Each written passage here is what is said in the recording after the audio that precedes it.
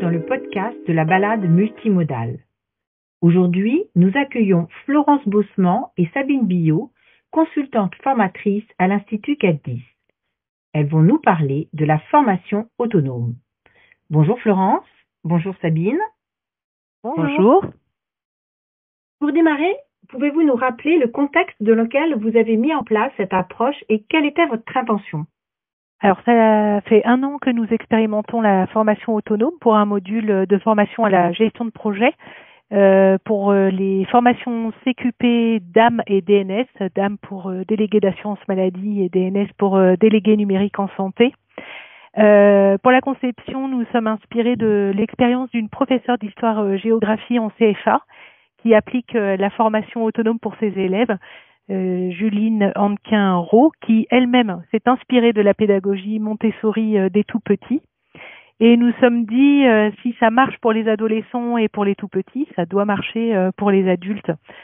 Notre intention, c'était d'expérimenter la formation autonome pour faire intégrer du vocabulaire et des concepts théoriques inconnus pour nos stagiaires au démarrage et pour donner l'occasion aux personnes d'être acteurs de leur apprentissage. Alors concrètement, comment se déroule cette formation autonome? Les stagiaires sont en atelier autonome le matin. Donc sur une matinée, ils ont 7 ateliers à réaliser. Dans un premier temps, le formateur énonce les consignes au démarrage. Il leur remet ensuite une enveloppe avec toutes les consignes, le matériel, les différents ateliers sont dans cette enveloppe qu'ils vont pouvoir utiliser au moment où ils en ont envie. Et ensuite, avec ça, eh bien, le formateur les laisse travailler, les laisse manipuler, réaliser les ateliers sur la matinée. Et en fin de matinée, à midi, il faut qu'ils aient terminé l'ensemble des ateliers.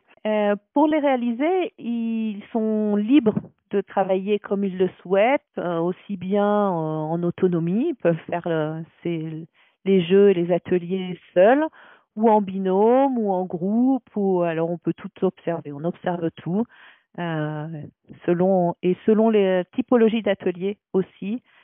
Certains se font plus facilement à 2, à 3, à 4 et voire tout seul. Vous nous parlez d'ateliers. Pouvez-vous nous donner des exemples d'activités réalisées au sein de ces ateliers? Donc, nous avons un premier atelier dédié au vocabulaire de la gestion de projet, réalisé avec des flashcards. Donc, ce sont des cartes qui sont imprimées et plastifiées avec au recto de la carte le mot-clé et au verso la définition. Nous avons décliné cet atelier flashcard aussi en memory pour que les apprenants puissent jouer en équipe et se faire deviner la définition et les mots-clés. Nous avons aussi un atelier de manipulation avec des planches et des jeux de cartes également pour découvrir les instances et les acteurs projets. Donc, nous avons des planches instances sur lesquelles les apprenants doivent placer les cartes acteurs et les actions à réaliser au sein de ces instances. Pour compléter ces ateliers de manipulation, on en a aussi d'autres, notamment un podcast qui permet d'identifier et de repérer la différence entre la MOA, la maîtrise d'ouvrage, et la MOE, la maîtrise d'œuvre. Donc, ce podcast est à écouter. C'est à la suite de quoi ils remplissent un quiz. Et nous avons aussi des planches images qui représentent la gestion de projet, qui imagent la gestion de projet, les difficultés qu'on peut rencontrer en gestion de projet. Et puis un atelier qui a pas mal de succès, qui s'appelle les monstres de l'inefficacité, avec de mémoire, on a 7 ou 8 monstres. Qui imagent, qui reprennent toute la typologie d'acteurs qu'on peut rencontrer en gestion de projet, qui vont un petit peu ralentir les projets, mettre des bâtons dans les roues, enfin voilà, ce genre d'acteurs, ça a pas mal de succès parce que ça les fait beaucoup sourire en règle générale. Et je suppose que dans ce genre d'atelier, la posture du formateur est un peu particulière. Alors oui, pendant la durée des ateliers autonomes, le formateur prend une position de retrait. Il laisse faire les apprenants découvrir par eux-mêmes les ateliers, manipuler les cartes en toute autonomie. Donc une posture en retrait, mais aussi de médiateur quand il y a voilà, des questions qui surviennent. Le formateur y répond aux besoins. Le formateur est plus facilitateur pendant ce temps-là, plus que formateur.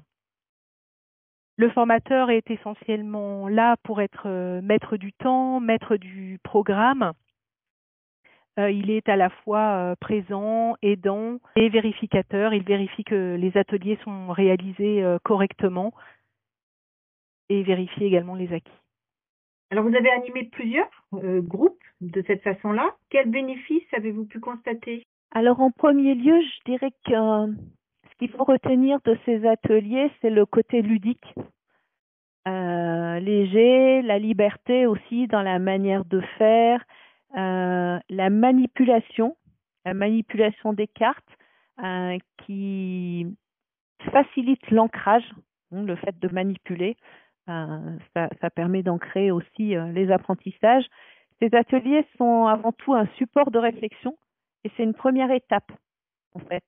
Et ce qu'ils vont découvrir pendant les ateliers, ils auront l'occasion ensuite de mettre en pratique dans une étude de cas qui démarre l'après-midi.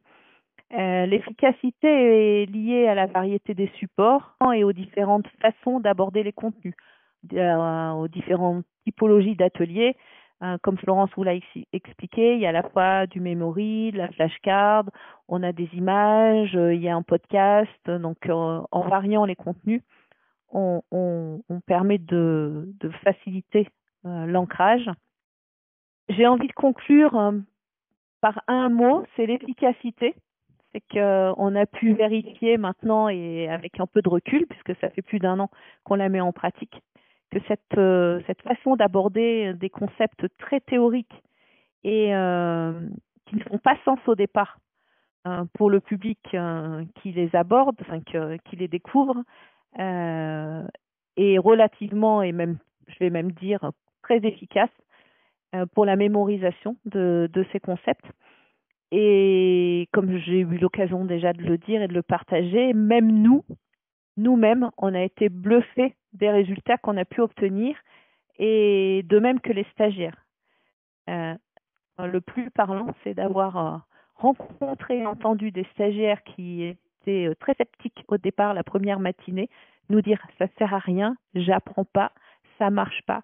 Et quand on leur repose la question le lendemain, une fois qu'ils ont donc pu mettre en pratique et travailler sur l'étude de cas, de nous dire en fin de deuxième journée, je n'aurais jamais pensé apprendre autant en si peu de temps.